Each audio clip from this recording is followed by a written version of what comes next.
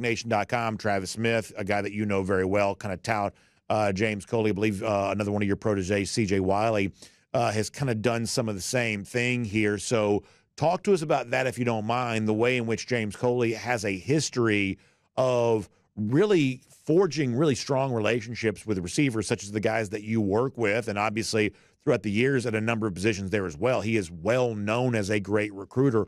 Would you mind speaking to us for a moment about how impactful Coley can be as a recruiter here now at Georgia?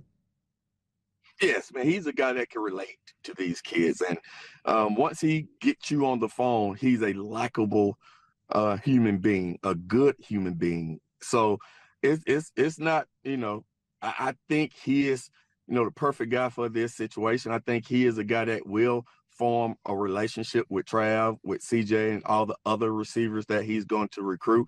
And it's just going to be a seamless transition from McClendon back to James Coley. So I think this hire was a no-brainer for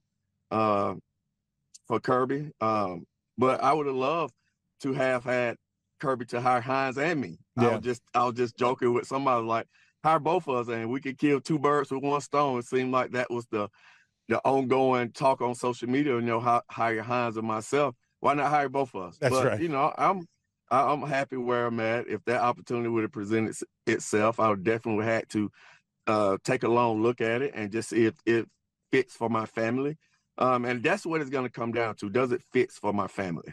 Yeah, exactly. I mean, obviously the workload involved with college football, as you know now, is intense. And I know you've got, children and family, and you enjoy being a part of the stuff that they're doing. I think balancing the schedule, it's one of the things we see happening a lot right now, where a lot of these college coaches are like, yeah, I'm not sure I want to do this anymore. That it is a real consideration. Of course, anything like this, you'd go into knowing full well what you're getting into, but it is a real consideration now of, you pretty much got coaches working 365 days a year. It's like, hey, if I can make good money doing something else, is that a better life right now than the grind of being a college coach? Because it seems like anybody who can find that pipeline to the NFL right now is pretty happy to take that off ramp if it's available to them, it appears.